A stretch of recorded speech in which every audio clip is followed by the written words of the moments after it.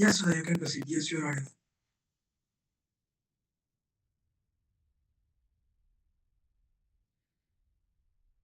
Good evening. My name is Sudha Mishra. A very warm welcome to our esteemed founder, Mr. Prabhu Prasad Mishra, President, Mr. Bikram Keshari Nanda, Working President, Mr. Vasudhai Anand, and our honorable chief guest of today, Mr. Pankaj Tagore, governing body members and advisory members, and all my team members. A good warm welcome to you all.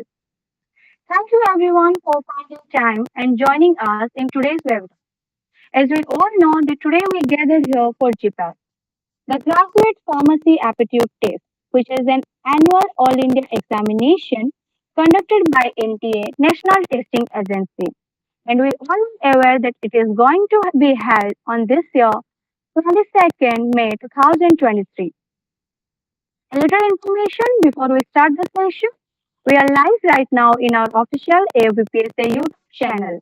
If you have any questions during the time, please type them into the chat box. All the questions will be answered at the end of the session. Now, let's introduce to our chief speaker today, Mr. Pankaj Dag, a GPAD mentor of an academy, GPAD and NIFO qualified, and also, addition to that, sir has also had experience of 6 years in teaching. It is really honor for all of us to have him here among us. I request you to start the session. Over to you.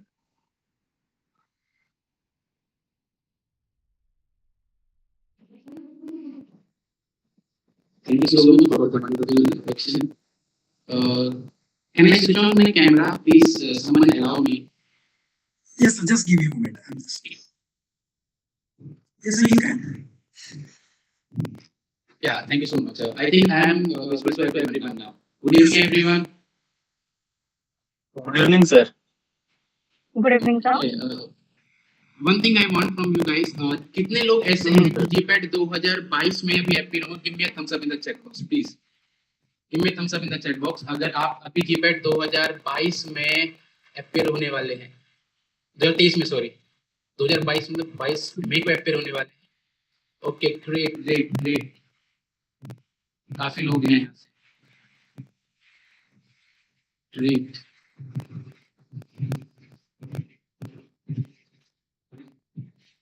Okay, तो मुझे inform किया गया था कि कुछ लोग ऐसे भी होंगे जो फर्स्ट ईयर और सेकंड ईयर में भी होंगे. तो ऐसा कोई है अभी? Raise your hand if there is someone. Okay, they are in first year second, they are not happy in 2023. Wonderful. Okay, now you have to allow me to share my screen. फिर से allow करना पड़ेगा. Okay, thank you so much. Now I'm able to present my screen.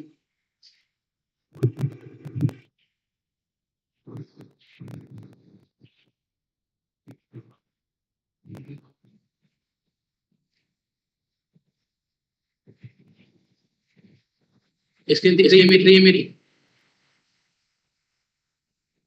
Yes, sir. Visual. Great.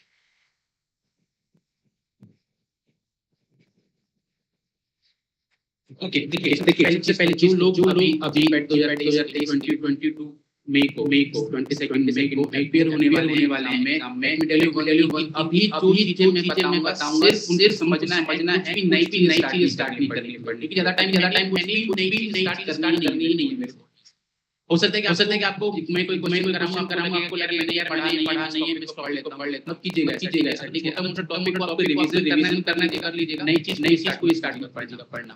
जो पढ़ चुके हैं सिर्फ उतना ही रिवाइज कीजिएगा.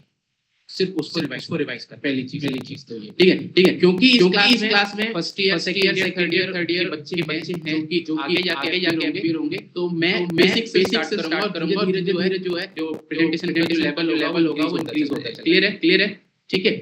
तो सबसे पहले एकदम बेसिक स्टार्ट कर लो. वो इंट्रोडक्शन दिया गया कीपैड जो है कंडक्टिव बॉडी जो होती है पहले एसीटी कराती थी, अभी anti grinding agency. Be proud कि ये नेशनल टेस्टिंग एजेंसी है, नीट के लिए और आईआईटी के एग्जाम कराती है. Okay, proud on that. हम किसी से पीछे नहीं। उसके बाद 25 MCQs आते हैं, ठीक है। इसमें से अगर आप करेक्ट करते हैं तो वो +4 और इनकरेक्ट करते हैं -1, अटेम्प्ट नहीं करते हैं तो 0, ठीक है। 3 घंटे का होता है और कंप्यूटर बेस्ड है, ठीक है। कंप्यूटर बेस्ड टेस्ट होता है, आपको सेंटर मिलेगा, जाना है। पहली बार ऐसा हुआ है कि शिफ्ट पर दी गई है, पहले नहीं होता था, पहली बार ऐसा। देन अगर मैं बात करूं इसमें बेनिफिट्स क्या है जीपेट थ्रू में दे रहा हूं। बेनिफिट्स क्या है इसके जीपेट के? बेनिफिट सबसे इंपॉर्टेंट चीज जो मैक्सिमम स्टूडेंट जो होता है कि भाई को 12,400 लेंगे। ये पहला हो गया। 12,400 पे 2 साल तक के लिए वाले स्कॉलरशिप भी को फंड करती है हमारे मास्टर्स। देन दूसरे बेस्ट कॉलेजेस देते हैं जीपेट में जाने। ओके देखिए, अगर किसी को कोई डाउट होगा ना, अभी चैट बॉक्स में मिलेगा, यू कैन स्पीक, बोल सकते हैं, कुछ चैट देखिए आप स्क्रीन मेरे सामने प्रेजेंटेशन है। क्लियर है। सेम बेस्ट कॉलेजेस मतलब हो गए इससे पहले अपनी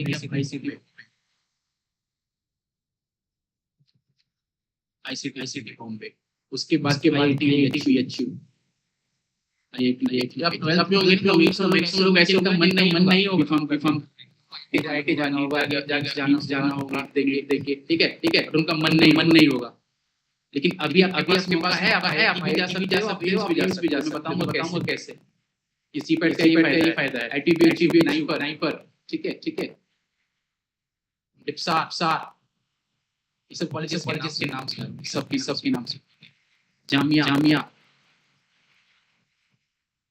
पंजाब यूनिवर्सिटी,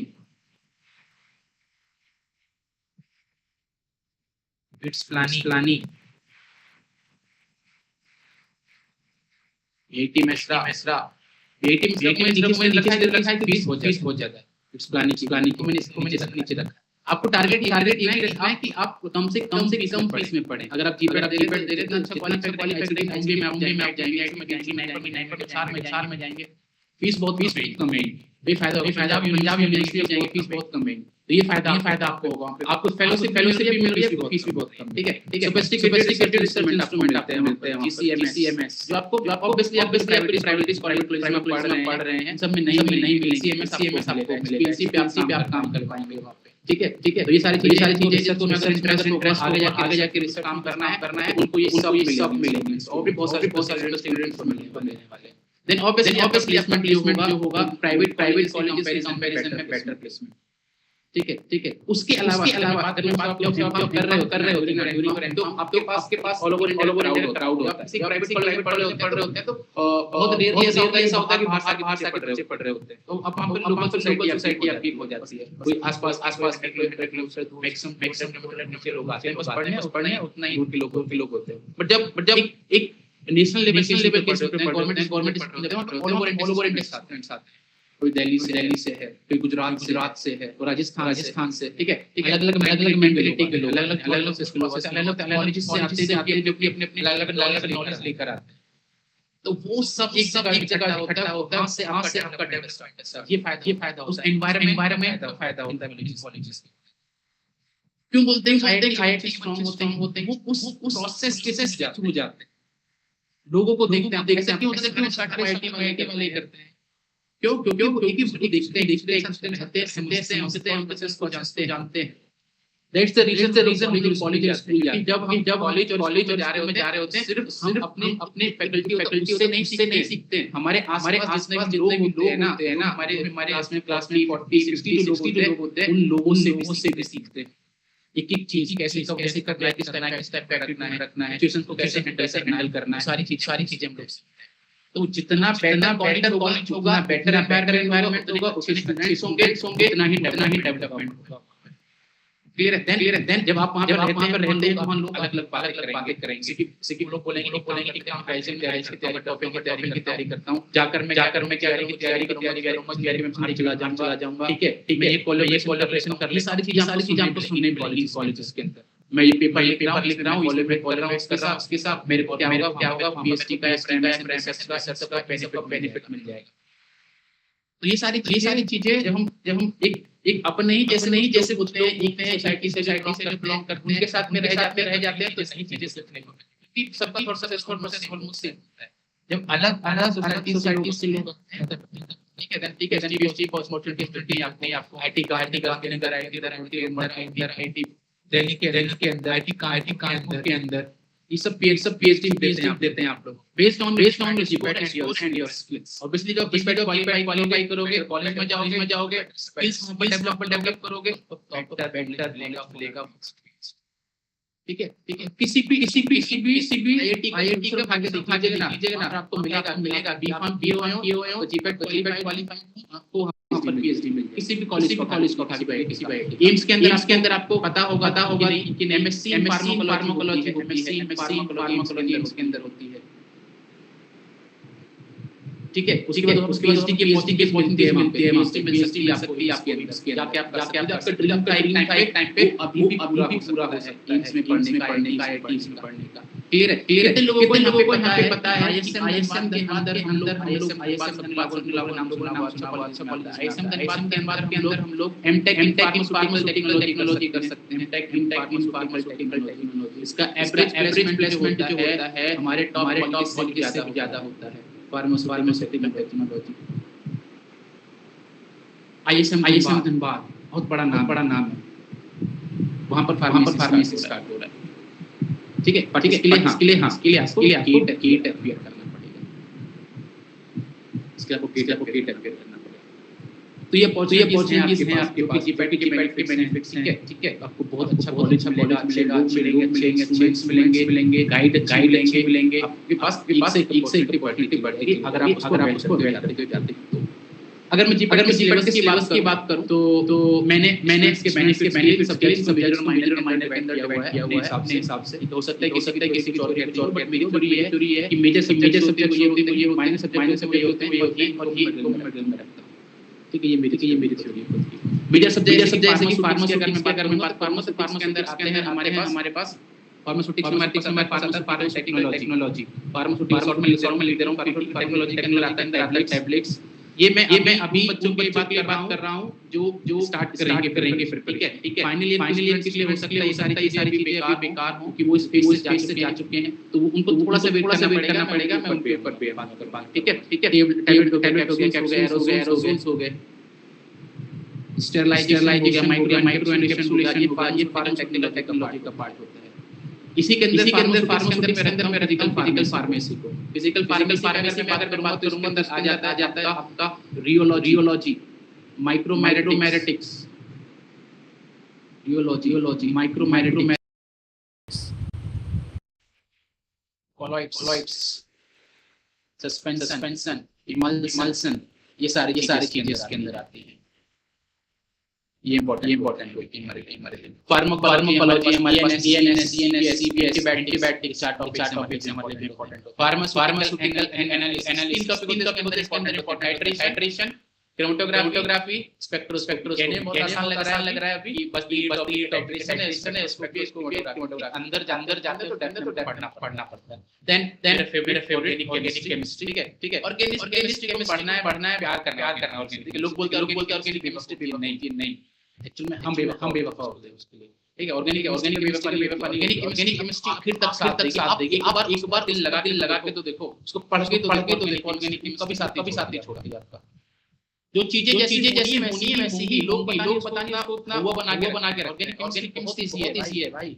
बस आपको दिल लगा पढ़ना होगा ऑर्गेनिक केमिस्ट्री के साथ।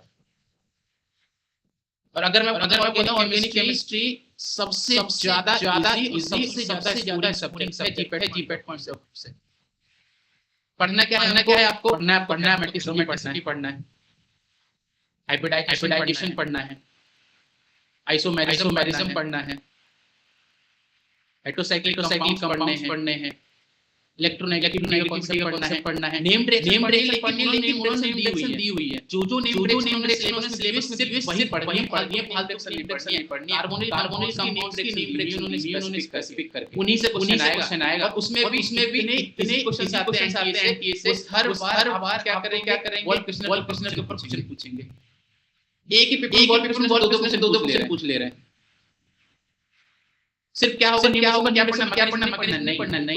पढ़ना आपको क्या पढ़ना है एजेंट है, ठीक है, ये उसका इंटरमीडिएट बनेगा तो रखना है प्रोडक्ट क्या, रिएक्टेंट इंटरमीडिएट, साथ में क्या याद रखना है, फाइनल प्रोडक्ट क्या, बस उतना याद रखना है, और ज्यादा नहीं है। 13 14 के आसपास है, नेम रिएक्शन याद रखनी है बस, यह काम होते हैं। 14 क्वेश्चन आते हैं। मेजर सब्जेक्ट है organic chemistry, pharmaceutical analysis 14 questions, pharmacology से हर मैं आपको डिस्क्रिप्शन फार्मा किस टाइप के क्वेश्चंस आते हैं। तो मेरा मुझे 125 क्वेश्चन कभी नहीं करने होते हैं। टॉपर भी होगा क्वेश्चन नहीं करके आएगा वो, कभी करना भी मत 125 क्वेश्चन, ठीक है। तो ये तैयारी में नहीं होना चाहिए कि मैं स्मार्ट स्टडी कीजिए। आपको पता है कि मेरे कुछ करने से मेरा मेजर पड़ जाएगा, तो मैं क्यों जाऊंगा। लोग होते मरते हैं मेडिसिन नहीं, बाप रे मेरा कैसे सिलेक्शन होगा भाई। मेरे चार क्वेश्चन मेडिसिन केमिस्ट्री से चार क्वेश्चन आते हैं बस। कितना पढ़ लोगे मेडिसिन केमिस्ट्री को, ठीक है। मेरी आवाज आ रही है आप लोगों को, कोई रेस्पॉन्स करिए कोई। yes audible ओके ठीक है ओके। देन जूरिस्प्रूडेंस हमारे 3 से 4 क्वेश्चन 10 क्वेश्चन आ जाते हैं कई बार, ठीक है। हेप से आते हैं 4 क्वेश्चन, फार्माकोलॉजी वो लोग 10 क्वेश्चन आते हैं। माइक्रोबायोलॉजी से 3 क्वेश्चन, ठीक है। वो भी स्पेस वाइज से आ जाएगा क्वेश्चन। हर बार आता है माइक्रोबायोलॉजी कौन है father of modern microbiology, biopharmaceutics, ठीक है। 3 से 4 इनऑर्गेनिक का इनऑर्गेनिक जब फर्स्ट सेमेस्टर में फार्मास्यूटिकल एनालिसिस पढ़ते हैं ना, लिमिट वगैरह सारी चीजें जो होती है इनऑर्गेनिक का पोर्शन बन जाता है इसमें। फिजिकल केमिस्ट्री में आपको बताता हूं बफर एंड सॉल्यूशन, ये दो टॉपिक है और आप कंप्लीट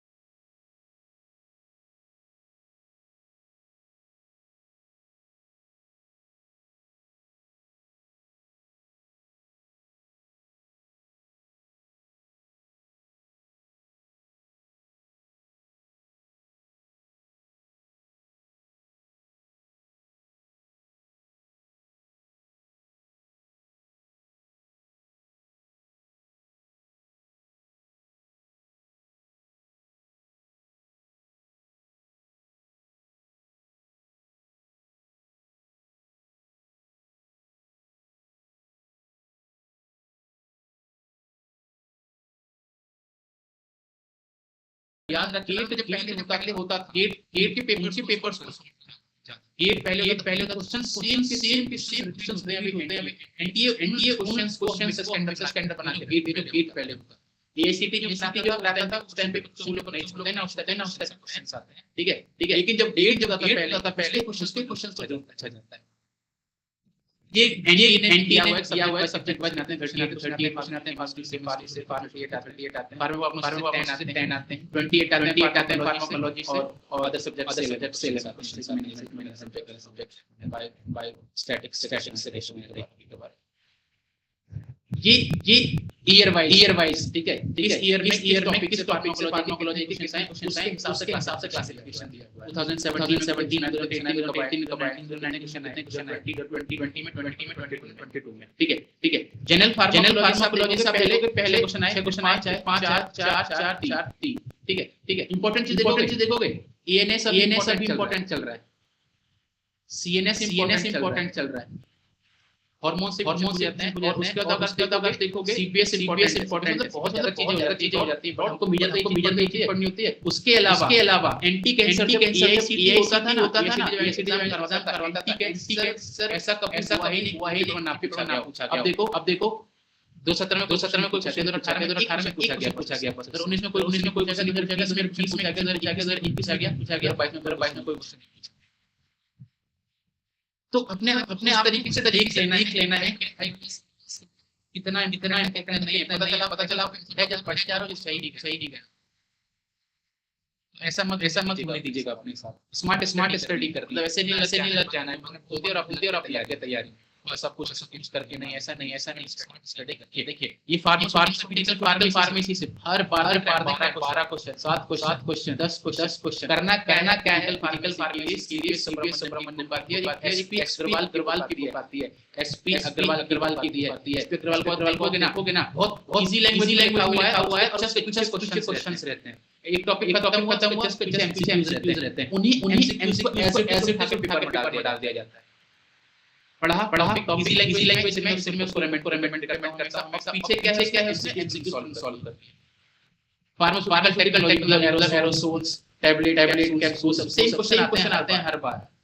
फार्मास्यूटिकल टेक्नोलॉजी तैयार करना है, उसको भी बुक आती है ना, उसको शॉर्ट लो, ठीक है। अगर टाइम है तो वहां से रिवाइज करके मुझे पढ़ देने। आप कम से कम 5 कर जाओगे, 10 ऐसे ही 1 घंटे की पढ़ाई में। देन फार्मास्यूटिकल इंजीनियरिंग से आता है, स्टूडेंट से क्वेश्चन आता है, स्टूडेंट्स पढ़ सकते हो। Biopharmaceutics, management, biotechnology, DS biology, ठीक है। तो ये टॉपिक आप देख सकते हैं, देख सकते हैं। ये आपको हो सका तो मैं पीपीटी बना दूंगा। फार्मास्यूटिक्स केमिस्ट्री देखिए, ऑर्गेनिक में 11 12 14 12 11 इस तरीके के क्वेश्चन। ऑर्गेनिक का कोई क्वेश्चन आ गया, सेपरेट 2 क्वेश्चन आ गए। फिजिकल केमिस्ट्री के क्वेश्चन आते हैं, एक या दो आप इसी एक बैठ के पढ़ लोगे तो कंप्लीट हो जाएगा। मेडिसिन केमिस्ट्री देखिए 5 4 सिर्फ 4 क्वेश्चन आ रहे हैं। आप इन 4 क्वेश्चन छोड़ दीजिए। अगर मने आप पढ़ी, बट मेरा ये मानना होता है आप मेडिसिन छोड़ दीजिए। आप इसकी जगह कम से कम 3 सब्जेक्ट तैयार कर सकते हैं, जिससे 12 क्वेश्चन आप कर सकते हैं। क्लियर है। फार्मास्यूटिकल एनालिसिस मेजर सब्जेक्ट है आपका ये। Biochemistry 10 question. तो ये टॉपिक से आपके जो इंपॉर्टेंट है, ये कट ऑफ ट्रेंड रहा है हमेशा का। 2022 में जनरल 48 बेसिकली 90 था, ऐसा 75 तक मुश्किल था। उससे पहले 2021 बहुत ज्यादा कट ऑफ था, 186 45 ठीक है। देखो एक बात याद रखना, हमेशा ट्रेंड रहती है। क्वेश्चन पेपर एक बार इजी आता है, एक बार टफ रहता है। टफ आ चुका है, एक बार इजी आने वाला आप लोगों के लिए। लेकिन इजी का मतलब ये सब इजीली होगा, क्या होगा, कट ऑफ हाई जाएगी। ठीक है, ये मेरी एनालिसिस है, जरूरी नहीं है सबको ठीक हो, बट याद रखिए आपको क्वेश्चन आपको लगेगा अरे भाई कितना आसान क्वेश्चन, उस सब के लिए आसान होगा मेरे भाई।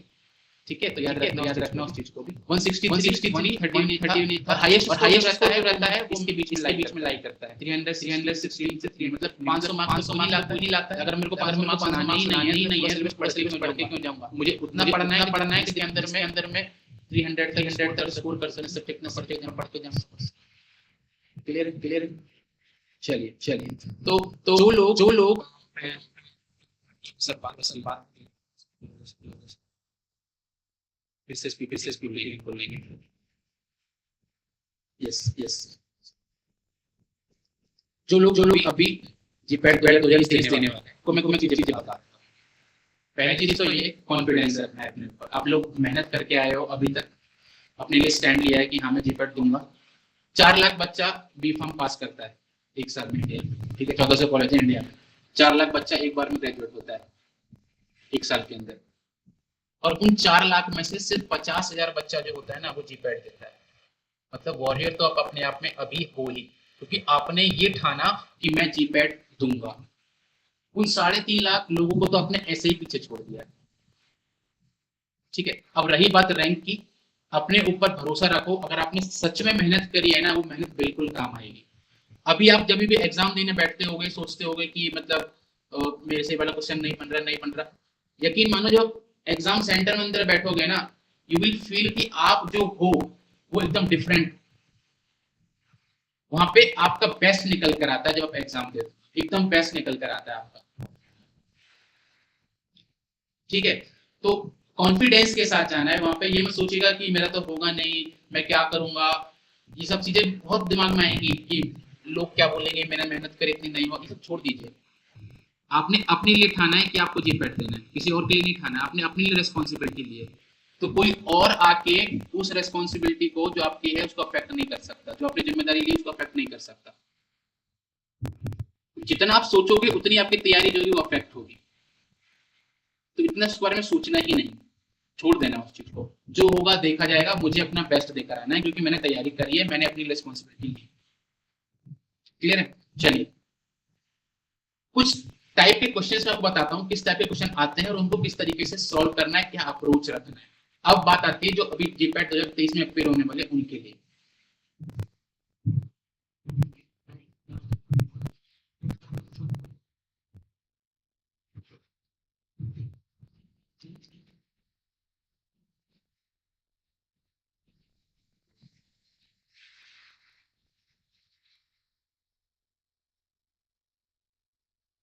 चलिए यहाँ एक क्वेश्चन पूछा गया है, the structure given is an aromatic compound. Structure जो दिया हुआ है एरोमेटिक कंपाउंड है। Which of the following is correct hybridization of nitrogen nitrogen atom है, इनमें से उसकी जो हाइब्रिडाइजेशन होगी नाइट्रोजन sp होगी, sp2 होगी, sp3 होगी, sp3d होगी। आप माइक कर सकते हैं, आंसर दे सकते हैं, बताइए।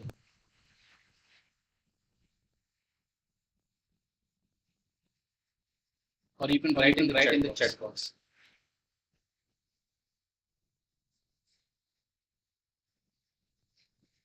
Anyone?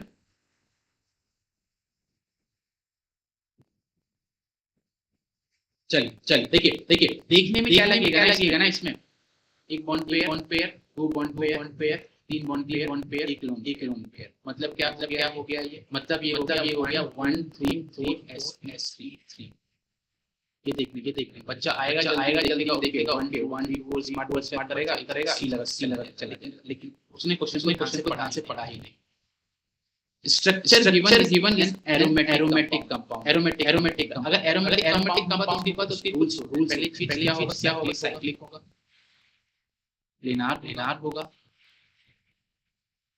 ठीक है। कॉन्जुगेशन के अंदर होगी, कंटीन्यूअस। इसका मतलब क्या है कि ने भी एटम होंगे, साइक्लिक के अंदर सब जो हाइब्रिडाइजेशन sp, ठीक है। सोचना था ही नहीं, जैसे उसने बोला स्ट्रक्चर जो है एरोमेटिक कंपाउंड है, नाइट्रोजन क्या होगा sp2, क्योंकि एरोमेटिक कंपाउंड के अंदर साइकिल जितने भी एटम आते हैं सबकी हाइब्रिडाइजेशन sp2।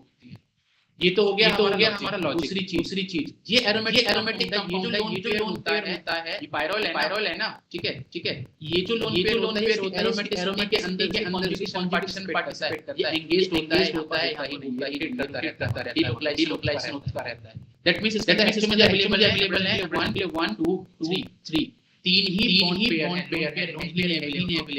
वो एंगेज है हाइब्रिडाइजेशन की, एंगेज है मींस की हाइब्रिडाइजेशन जिसकी।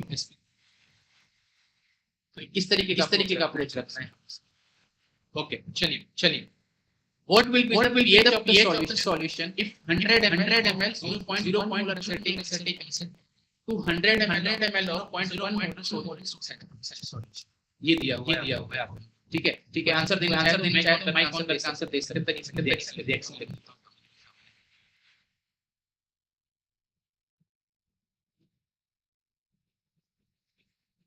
ये जीपैट 2022 से पूछा हुआ क्वेश्चन है, थोड़ा सा मॉडिफाई किया हुआ मैंने उसको।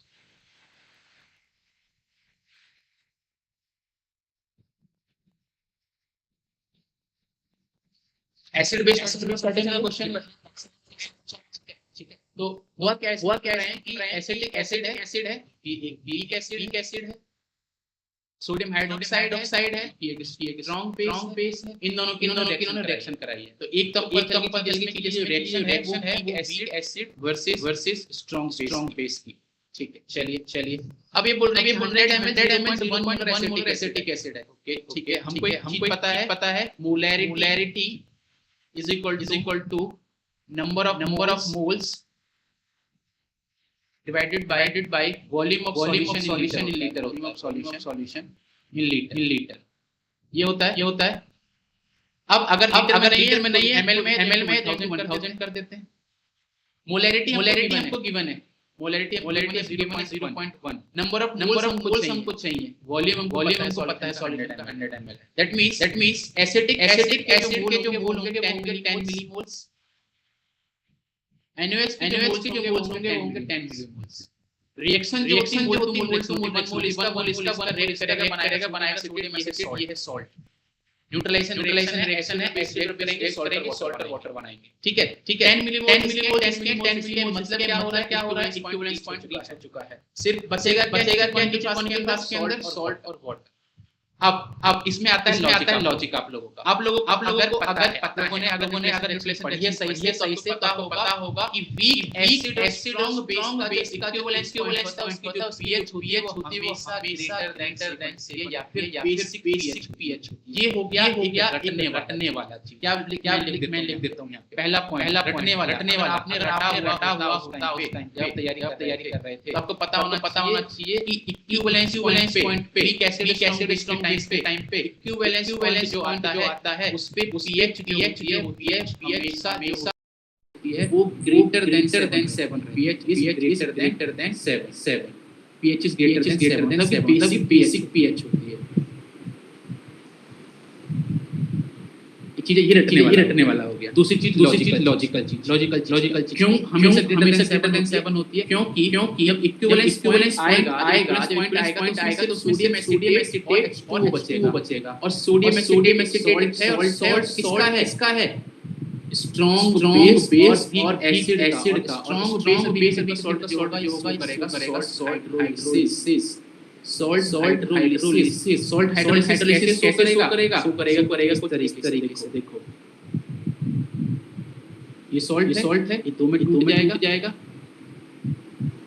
ये 3 और ये N ठीक है पानी रहेगा साथ में पानी कैसे रहेगा एच तो ये एच कहां जाएगा इसके पास जाएगा इसके पास जाएगा क्या बनाएगा ये बनाएगा एसिटिक एसिड और ये बनाएगा OH अब आपको पता है एसिड जो है वो वीक एसिड है मतलब 100% आयनाइज नहीं होगा मतलब इसके जितने बनेंगे वाटर की वजह से मूल्य वापस नहीं कर पाएगा लेकिन NaOH जो है स्ट्रांग बेस है जितना बनेगा उतना ही वापस कर देगा लेकिन क्या हुआ यहां पर चैन तो उतने वापस नहीं आए तुम जो हमारा मीडियम होता है उसके अंदर चैन कंसेंट बढ़ जाती है दैट्स द रीजन इक्विवेलेंस पे सॉल्ट हाइड्रोलिसिस की वजह से pH जो होती है सो वीक एसिड बेस हमेशा 7 से ऊपर होती है ये हो गया लॉजिक एक हो गया रटने वाला लॉजिक और एक अब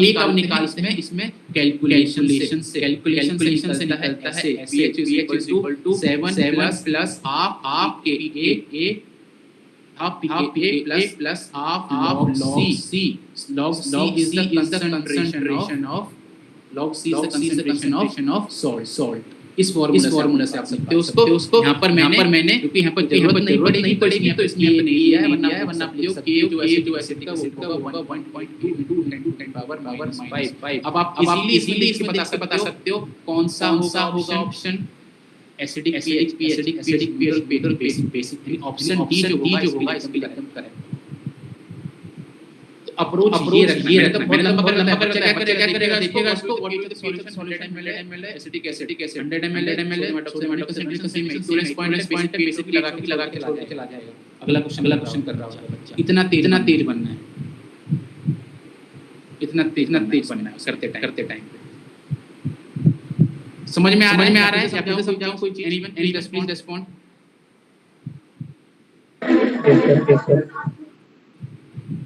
ओके पेशेंट फ्यूक्रोमोसाइटोमा क्या होता है एड्रिनल ग्लैंड के ऊपर ट्यूमर का डेवलप हो जाता है इसको फ्यूक्रोमोसाइटोमा बोलते हैं ठीक है फ्यूक्रोमोसाइटोमा क्या होता है एड्रिनल जो होता है बहुत ज्यादा रिलीज होता है बहुत ज्यादा अगर रिलीज होगा तो उसके साथ सिंपैथेटिक सिस्टम जो होगा वो ओवर एक्टिव हो जाएगा हमारी बॉडी का ठीक है पेशेंट फ्यूक्रोमोसाइटोमा एड्रिनल ज्यादा रिलीज हो रहा है उसकी सर्जरी चल रही है और उसको क्या किया अल्फा ब्लॉकर नहीं दिया लेकिन उसके अंदर क्या हुआ इंट्रावेनसली प्रोपेनोल दिया मतलब बीटा ब्लॉकर तो बताओ इनमें से कौन सा इफेक्ट जो होगा वो उसको अफेक्ट करेगा क्या उसका ब्लड प्रेशर बढ़ जाएगा, क्या उसका ब्लड प्रेशर कम हो जाएगा, ब्लड प्रेशर नहीं आएगा, या फिर वो पेशेंट जो है सीवियर ब्रोंकोकंस्ट्रिक्शन होगा।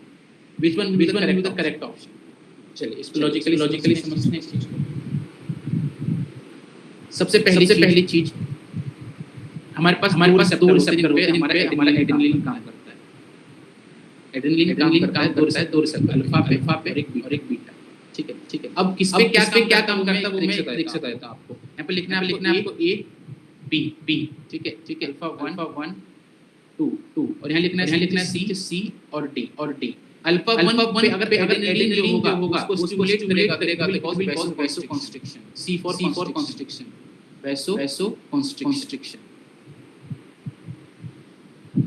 बीटा 2 अगर बीटा 2 को स्टिमुलेशन होगा एड्रेनलिन के द्वारा क्या करेगा vasodilation. D for dilation, vasodilation. ये हमेशा याद रखना है आप लोगों को।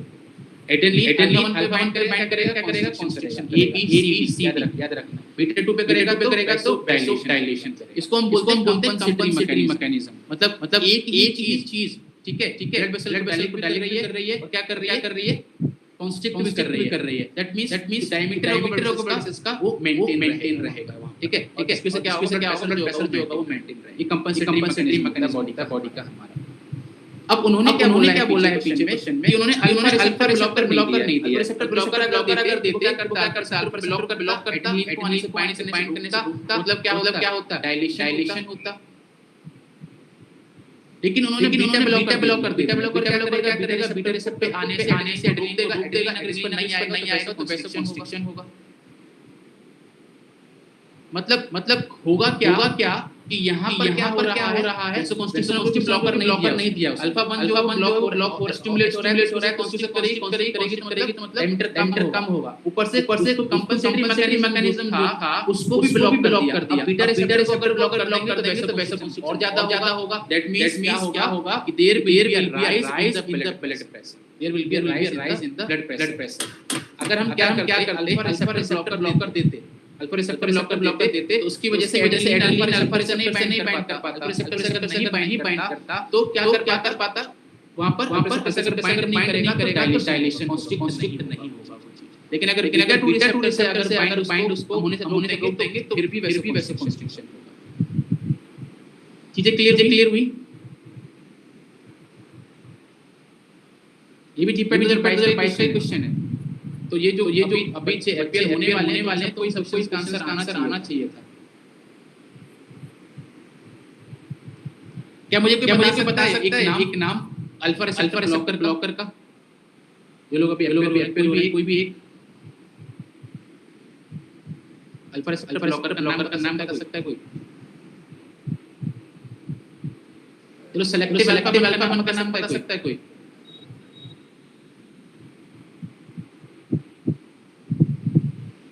प्राजोसिन, टेरासिन, डॉक्साजोसिन सब नाम सुना है जी। फेंटोलामीन, फिनोक्सीबेंजामीन जो साइटोन के अंदर यूज किया जाता है उसको। ओके चलिए इस टाइप का क्वेश्चन आपको मिलेंगे जीपीटी 2022 का क्वेश्चन है। इसमें क्या करना बहुत इजी होता है इसमें क्या करना होता है आप लोगों को कि कोई एक या आपको 100% ऐसा होगा जो आपको आता होगा। जैसे मान लीजिए अगर इसमें भी अगर मैं को देखो ये पता ऑर्गेनोफॉस्फेट प्रेलिडॉक्सिन का जुड़ेगा या किसी को पता हो विटामिन के के साथ जाएगा या किसी को पता हो कार्बन डाइऑक्साइड ऑक्सीजन। बस कोई एक या दो मिल जाए तो आपका जो पूरा सॉल्व हो जाएगा। बस आपको यही करना है। इसमें मैंने बताने के लिए समझाया है। जैसे मान लो आपको फिफ्थ का पी आपको पता था पी एक ही ऑप्शन है। ये ऑप्शन करेक्ट होगा। मान लो आपको पता था और का विटामिन के साथ जाएगा। अगर पॉइजनिंग विटामिन का ट्रीटमेंट देते हैं उसका 1 का एक ही ऑप्शन था। मतलब कार्बन डाइऑक्साइड ऑक्सीजन के साथ जाएगा। ठीक है कार्बन का तीन ऑप्शन हमारा एलिमिनेट हो गया। एक और तो लीजिए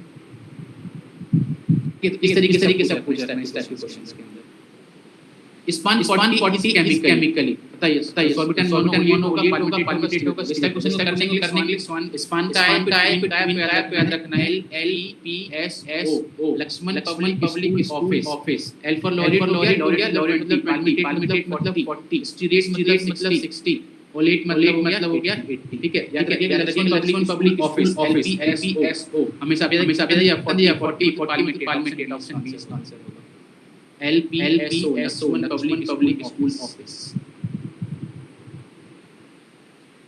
Identify the functional groups from the below mentioned options that lead to beginning of benzoic acid.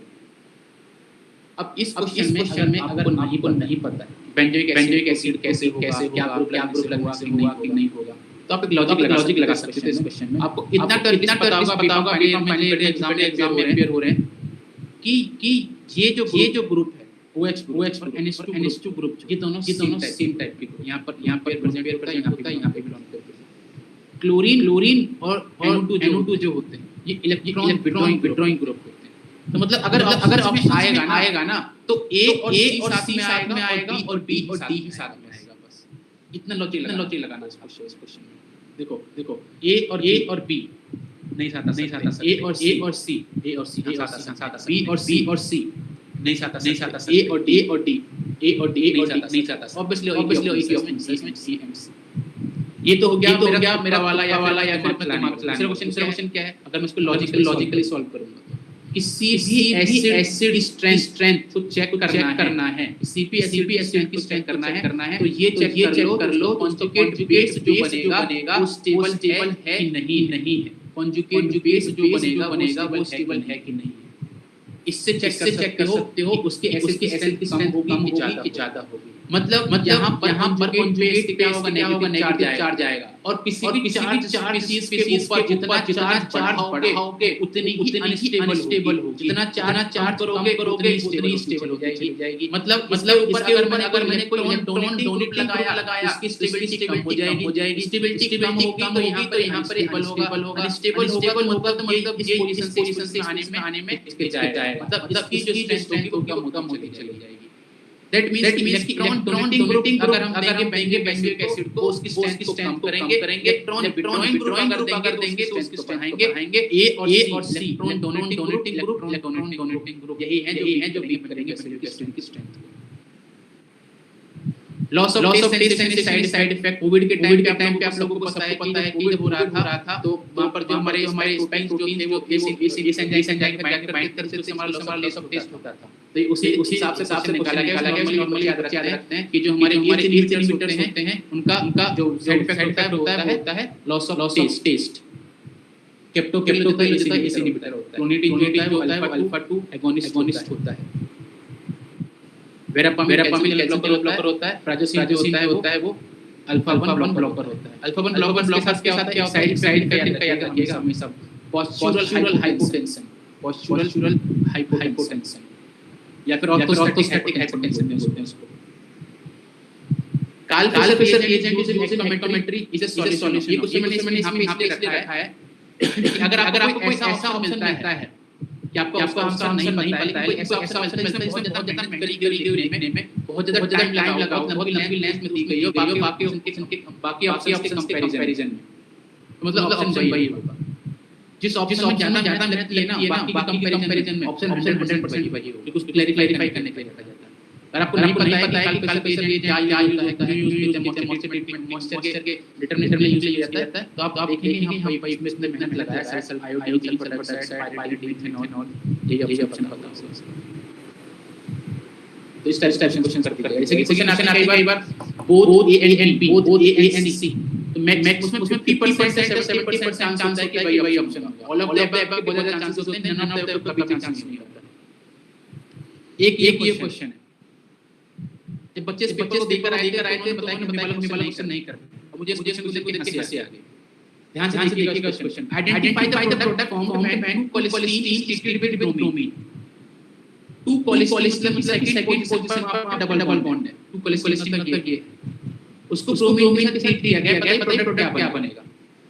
अब ऑब्वियसली डबल बॉन्ड है ब्रोमीन का आयरन तो ब्रोमीन जो होगा वो कहां जुड़ेगा डबल पे जाकर जुड़ेगा। डबल कहां पर है डबल बॉन्ड सेकंड पोजीशन पर। यहां पर क्या बोल रहा है 5,6 डाइब्रोमो 5,6 डाइब्रोमो 5,6 डाइब्रोमो। जब मेरा डबल बॉन्ड सेकंड पोजीशन पर है तो सेकंड पोजीशन पर जाकर मेरा जुड़ेगा ना।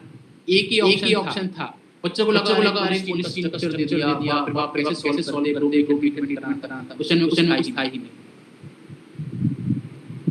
तो ऐसे ही क्वेश्चंस होते हैं, सबको आइडेंटिफाई करना आप लोगों को। क्वेश्चन को पढ़ना है बार क्या पूछा जा रहा है इस क्वेश्चन के अंदर।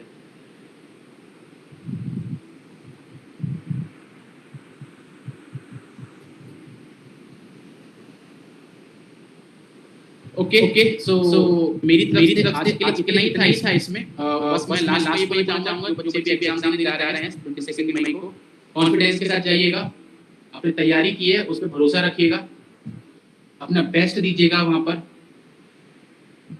और इफ एंड बट मत सोचिएगा क्या होगा क्या नहीं होगा, पेपर क्या है नहीं है। बस आपको अपना बेस्ट देकर आना, जो पढ़ा है उसको जानना है। एक दिन पहले बंद कर दीजिएगा पढ़ाई, सिर्फ अपने से बात कीजिएगा बस, ठीक है। एक दिन पहले 21 को एकदम पढ़ाई बंद कर दीजिएगा, अपने से बात कीजिएगा। अभी आपके पास आज 18 है, 19, 20 2 दिन है। 2 दिन आप जितना रिवाइज कर सकते हो, जो आपका स्ट्रॉन्ग टॉपिक है उसको रिवाइज कीजिएगा बस, ठीक है। Thank you so much for joining, आपने टाइम दिया है इस क्रूशियल टाइम में भी, ठीक है। आई होप मेरी कोई बात आपकी हेल्प करे वहाँ पे, कोई चीज आपको हेल्प करे वहाँ पे, और आप अच्छे से अच्छा।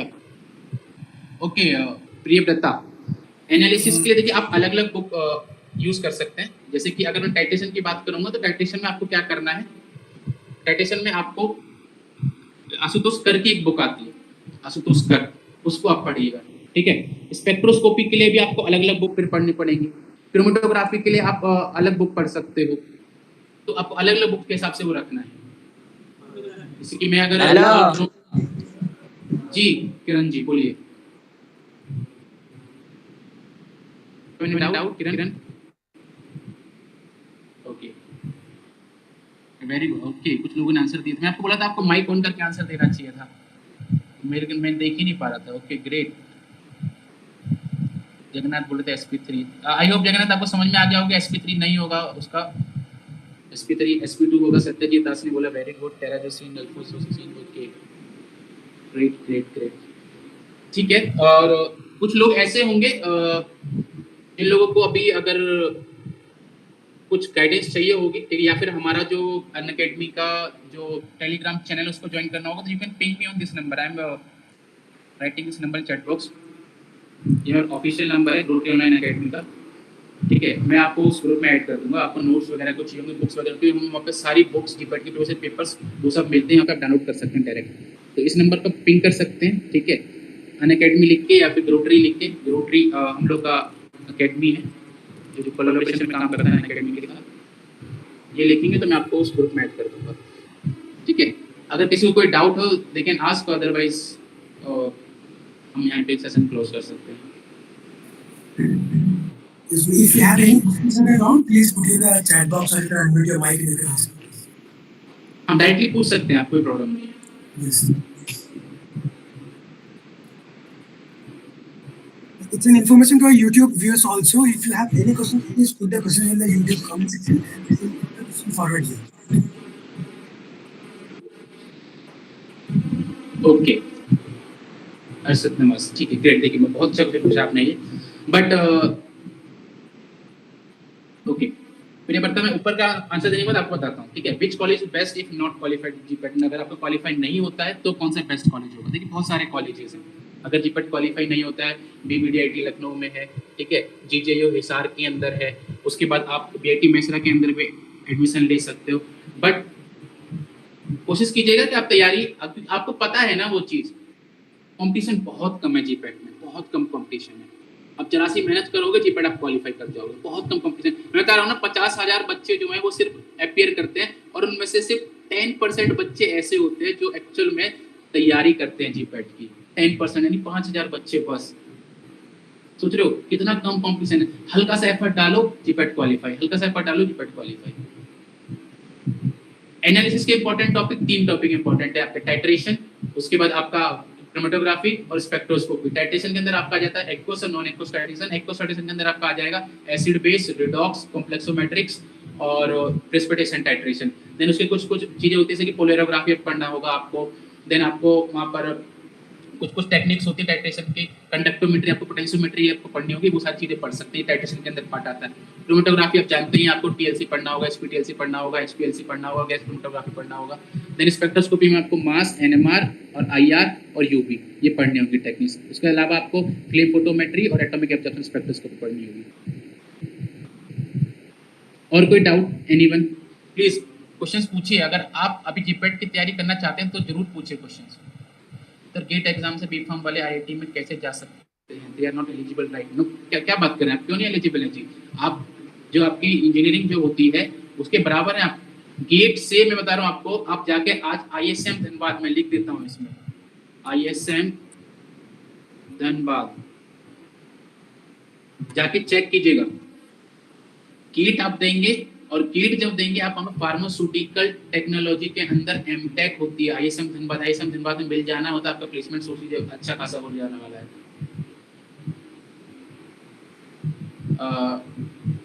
मैं सुधांशु बाला आपका नहीं समझ पाया सर, विच सब्जेक्ट इज नहीं समझ पाया।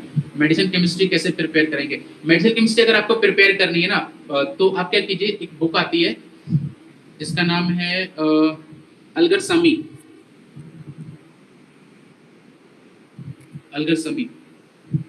ठीक है। उस बुक में ना बहुत इजी लैंग्वेज में लिखा हुआ होता है, उससे आप पढ़ सकते हैं।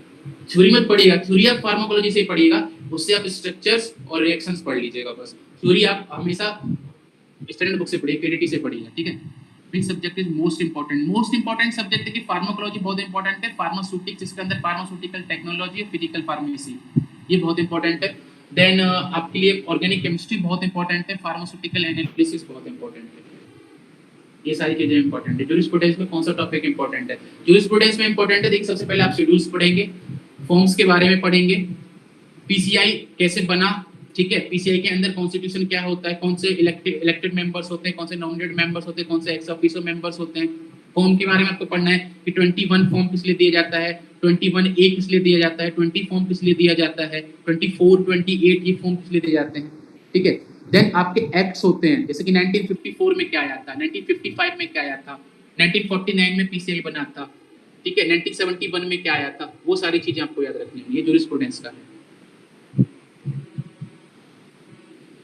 बेसिक चीजें ना पढ़ते रहना है साथ में और एंजॉय करना है उस चीज को। याद जब करोगे ना, ये देखो आपको कॉन्फिडेंस कितने लेवल पे हो, अलग लेवल पे आपको सारे एक्ट पता है। आपको पता है कि 1919 में पॉइजन एक्ट आया था, 1940 में ड्रग एंड कॉस्मेटिक्स एक्ट आया था, 1948 में हमारा फार्मेसी एक्ट आया था, 1949 में आप लोग बोलेंगे कि मेरा पीसीआई कॉन्स्टिट्यूट हुआ था पहली बार, 1955 में हमारा 1954 में हमारा medicine and drug preparation act आया था, 1971 में हमारा प्रेगनेंसी टर्मिनेशन एक्ट आया था। तो जब आपको चीजें पता होंगी, 1966 में पहली बार डीपीसीओ आया था, तो अलग ही कॉन्फिडेंस के साथ आ सकते हो।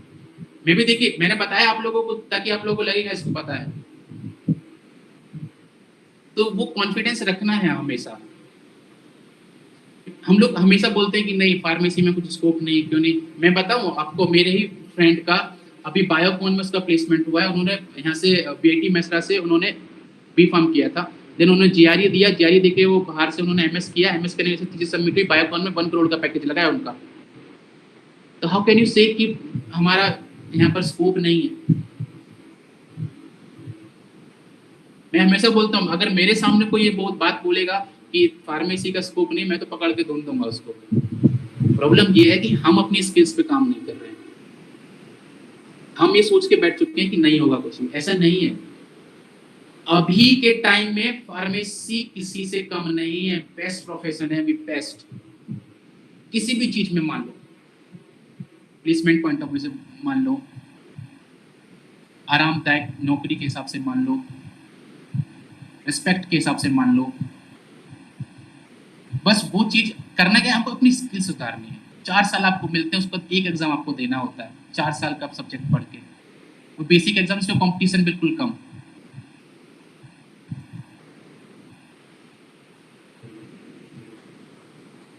कोई और क्वेश्चन किसी की तरफ से?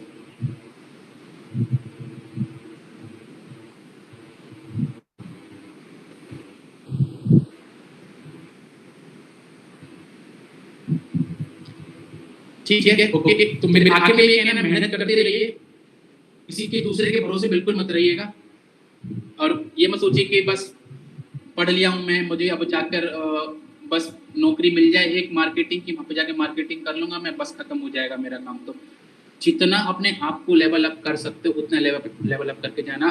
फार्मेसी आपको उतना ही ऊपर लेकर जाएगा। और कभी बोलना भी मत, और बोलने भी मत देना किसी को कि फार्मेसी बस हो गया यार, मैं बेकार कोर्स है, कभी मत बोलने देना। रिस्पेक्ट करना इस प्रोफेशन का, बहुत ज़्यादा रिस्पेक्ट करना इस प्रोफेशन का। कौन सा सब्जेक्ट में मास्टर डिग्री करना अच्छा है, वो आपके इंटरेस्ट के ऊपर है। अगर आपको शूटिंग्स अच्छा लगता है, आप शूटिंग्स ज़्यादा बेटर तरीके से पढ़ पाते हो या एक्सपेरिमेंट्स उसके अगर लैब में कर पाते हो बैचलर्स के टाइम पे, तो शूटिंग्स में कीजिएगा। फार्माकोलॉजी हो सकता है कुछ लोगों को इंटरेस्ट हो फार्माकोलॉजी में। फिर देखिए विशाखा, आप पूछ रहे फार्म डी करना बेटर है या एम फार्म, डिपेंड करेगा कि आप अप्रोच क्या रखना चाहते हैं अपनी लाइफ में। आप एम फार्म करके आप इंडस्ट्री ज्वाइन करना चाहते हैं, रिसर्च ज्वाइन करना चाहते हैं, वो चीज़ अलग है। आप अगर क्लिनिकल्स की तरफ जाना चाहते हैं तो आप फार्म डी कर सकते हैं, वो चीज़ अलग है। वो आपका एम क्या है, आप किस तरीके से अपने आप को आगे लेके जाना चाहते हैं, उस पर डिपेंड करेगा।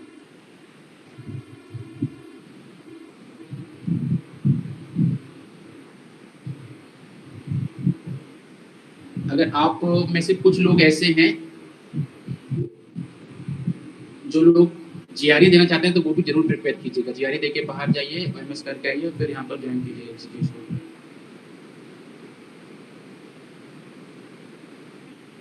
फार्माकोलॉजी फ्यूचर स्कोप किया है सर। फार्माकोलॉजी का फ्यूचर स्कोप देखिए, फ्यूचर है फार्माकोलॉजी, क्यों नहीं है, बहुत है। मैं आपको एक चीज़ बताता हूँ, फार्माकोलॉजी के अंदर भी बहुत सारे मतलब ऐसी चीज़ें हैं, जैसे कि एम्स में बहुत सारी चीज़ों में आप जा सकते हो, आफ्टर मास्टर्स में बहुत सारी चीज़ों में ज्वाइन कर सकते हो pharmacology. Let me tell you one more thing, बताता हूँ आपको एक चीज़। मेरी एक स्टूडेंट थी, उनको बायोटेक्नोलॉजी मिल रहा था 9 पर में, तो शी आस्क्ड मी कि सर मैं क्या करूं, मेरे को तो बायोटेक मिल रहा है नाइपर मोहाली में, मैं ज्वाइन करूं कि नहीं करूं। तो मुझे भी उस टाइम पे उतना कुछ खास पता नहीं था कि उधर स्कोप होगा कि नहीं होगा, क्या होगा। तो मेरा एक फ्रेंड था एमबीबीएस डॉक्टर आरएमएल, तो मैंने उसको कॉल किया कि भाई ऐसे ऐसे है, तो मेरे को थोड़ा गाइड करके बायोटेक का क्या स्कोप है। एंड ही टोल्ड मी कि हमारे साथ जो सीरोलॉजिकल डिपार्टमेंट और जो टेस्टिंग वगैरह की जो चीज़ें होती हैं उसमें आरएन गवर्नमेंट हॉस्पिटल के अंदर, वो एक लड़का है, उसने एम फार्म किया है बायोटेक से और पीएचडी किया हुआ है, डॉक्टर कुछ नाम बताया उसने, मतलब उसको हमसे ज़्यादा सैलरी मिलती है उसको, और वो फार्मासिस्ट है। उसने क्या किया, बायोटेक से मास्टर्स किया, देन उसने पीएचडी किया और उसने गवर्नमेंट हॉस्पिटल को ज्वाइन कर लिया सर्जिकल डिपार्टमेंट के अंदर। इस डॉक्टर अर्निंग, जितने नंबर डॉक्टर्स थे उनके अच्छे खासे लेवल पर वो अर्न कर रहे थे। तो मैं हमेशा फिर से रिपीट करूंगा उसी बात को कि आप अपनी स्किल्स पे काम कीजिए, इस चीज पे काम मत कीजिए कि प्रोफेशन में क्या है क्या नहीं। ये मैं जानता हूँ आप में से 90% लोगों ने सिर्फ जब कहीं नहीं कुछ मिल रहा होगा तभी फॉर्म ज्वाइन कर लिया होगा, अपनी इज्जत बचाने के लिए कि चल कुछ तो पढ़ लूँ मैं। बट आप इस कोर्स में अगर आए हो ना ऐसे टाइम पर, उसको टाइम दे के देखो, ये कोर्स आपको डेफिनेटली ऊपर लेकर जाएगा, बशर्ते आप मेहनत करें और इस प्रोफेशन से प्यार करें। इसको बहुत है, आप जितना अंदर एक्सप्लोर कर सकते हो एक्सप्लोर करो, तो जितना अंदर जा सकते हो। सिर्फ ये नहीं है मेरे भाई कि जाके मेडिकल स्टोर में बैठ जाना है, काम कर लेना है, या तो फिर सपने देखेंगे बहुत बड़े, देखेंगे मेरे को इंडस्ट्री खोलनी है, अगर इंडस्ट्री नहीं खुली तो बेकार प्रोफेशन है, ऐसा नहीं है। कितने रिसर्च इंस्टीट्यूट ज्वाइन कर सकते हो आप मास्टर्स करने के बाद, कितने रिसर्च इंस्टीट्यूट हैं, ज्वाइन कीजिए। फिर देखिए आप किस लेवल पे आपको फील रिस्पेक्ट मिलेगी, कितनी मिलेगी आपको, बट उसके लिए मेहनत करनी पड़ेगी ना थोड़ी सी, और वो सबको करनी पड़ती है।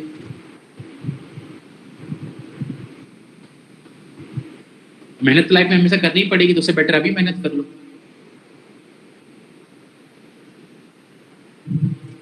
फार्माकोलॉजी में बेस्ट ब्रांच, देखिए फार्माकोलॉजी खुद एक ब्रांच है, फार्माकोलॉजी के अलावा एक फार्माकोलॉजी एंड टॉक्सिकोलॉजी ब्रांच होती है, क्योंकि दो ही ब्रांच होती है फार्माकोलॉजी एंड टॉक्सिकोलॉजी। फार्माकोलॉजी के अंदर कोई ब्रांच नहीं है। उसके बाद अगर आप ये पीएचडी करने अगर जाओगे तो हाँ, उसमें फार्माकोलॉजी के अंदर अलग अलग डिवीजन हो जाते हैं depending on the research area, वहाँ रिसर्च एरिया अलग अलग चीजें हो जाती है। What should be the right time to start preparation of GPAT? B Pharm first year basics पे काम कीजिए, बीफार्म सेकंड ईयर बेसिक्स पे काम कीजिए, बीफार्म थर्ड ईयर स्टार्ट कर दीजिए प्रिपरेशन। ये राइट अप्रोच होता है जीपैट प्रिपरेशन करने के लिए। हम फर्स्ट ईयर बेसिस पे काम कीजिए, एक्सप्लोर कीजिए फार्मेसी को, जानिए, अपने अलग अलग जगह कॉम्पिटिशन्स में पार्टिसिपेट कीजिए, अलग अलग जगह कॉन्फ्रेंसेस में पार्टिसिपेट कीजिए, सेकंड ईयर में भी कॉन्फ्रेंसेस में जाके पार्टिसिपेट कीजिए, दोस्तों के साथ जाइए, एक्सप्लोर कीजिए फार्मेसी प्रोफेशंस को, ठीक है। और देन थर्ड ईयर में जम के बैठ जाइए, जो भी करना। मैं ये नहीं बोल रहा कि अगर आपको मान लीजिए कैट की प्रिपरेशन करनी है, आपको लग रहा है कि मैं बीफार्म करता हूँ फिर मैं एमबीए करूंगा, तो कैट की प्रिपरेशन थर्ड ईयर में लग जाइए। आपको जीआरई की प्रिपरेशन करनी है, आप थर्ड ईयर में लग जाइए। उसके बाद अगर आपको जीपैट प्रिपरेशन करनी है तो थर्ड ईयर में लग जाइए आप। लेकिन हाँ, फर्स्ट ईयर और सेकंड ईयर आप प्रोफेशन को एंजॉय कीजिए, जानिए उसके बारे में, एक्सप्लोर कीजिए, कॉन्फ्रेंसेस ज्वाइन कीजिए, बहुत ज्यादा लोगों से मिलिए। मैं आपको बताता हूँ, आप आईआईटी बीएचयू में हर साल पे वहां पर स्पिरिट होता है, आईआईटी बीएचयू का स्पिरिट करके, ठीक है। उस में वहां पर जाइए, पार्टिसिपेट कीजिए, लोगों से मिलिए, बहुत अच्छा वहां पर इवेंट होता है आईआईटी बीएचयू के अंदर। पार्टिसिपेट कीजिए, अपने यहाँ से कोई भी एक बंदा जाके वहाँ पर रजिस्ट्रेशन करेगा, उसको सारी डिटेल्स मिल जाएंगी। आईआईटी बीएचयू हमेशा अलाउ करता है बच्चों को आने के लिए, और वहाँ पर जाकर देखिए क्या अलग मजा है। लैब में जाके घूमिए, वहाँ पे कैंपस जाके घूमिए, वो आपको रहने के लिए भी देंगे, खाने के लिए भी देंगे वहीं पे। हर साल सर्च कीजिएगा, जो लोग फर्स्ट ईयर सेकेंड ईयर में ना, वो जरूर जाइएगा बीएचयू स्पिरिट के अंदर। वो अलग अलग कॉलेजेस से बच्चे आते हैं, सबसे मिलिए जाके। और जो लोग अभी जीपैट देने वाले हैं 2023 में, वो लोग जाके आईएसएम धनबाद के लिए जरूर सर्च कीजिएगा। और जो थर्ड ईयर में खासकर वो लोग आईएसएम धनबाद के बारे में सर्च कीजिएगा, अपॉर्चुनिटी सर्च कीजिए क्या क्या है, then you will feel the response की मतलब बेकार नहीं है। ठीक है, thank you so much for joining. I think इतना ही था आज के लिए। Thank you so much. Now Anant sir, over to you. Sudha, yes. Hello. Hello. Hello. Thank you very much, sir, for your valuable knowledge and time. We are really grateful, and it was really a wonderful session for all of us. Now, I would like to invite Mr. Amit Kumar Tripathi for present a token of appreciation from AOBPSA family, which has been shown in the screen.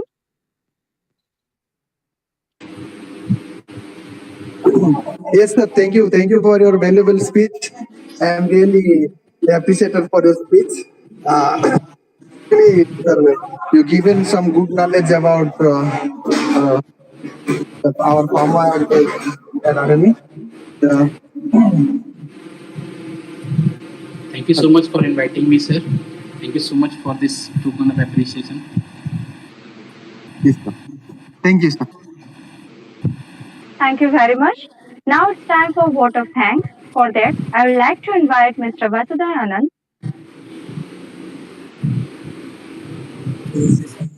Thank you, everyone. Especially thank you, sir, for having this valuable time. We know how precious this time is for a mentor like you to teach us about this particular tricks. So I guess UPSC family is very grateful to you that these last moment tricks are very crucial in your exams. And those all these insights which you had from this. We're really grateful to you, sir. Thank you for joining us. And we wish and we hope we will see you furthermore in our coming webinars and all. Sure, sir. Very sure, sir. Okay. Thank you so much, everyone. All the best. जो भी अभी GPAT aspirants हैं, जो कि 2023 में apply होने वाले, all the best to you. Yes, and apart from that, if you from UPSC, you can also contact sir, as sir has mentioned his number in this chat section where he has a Telegram link totally. You can contact him if you have any queries related to that. Yes. मैं एक बार फिर से number लिख देता हूँ। Yes, it would be beneficial.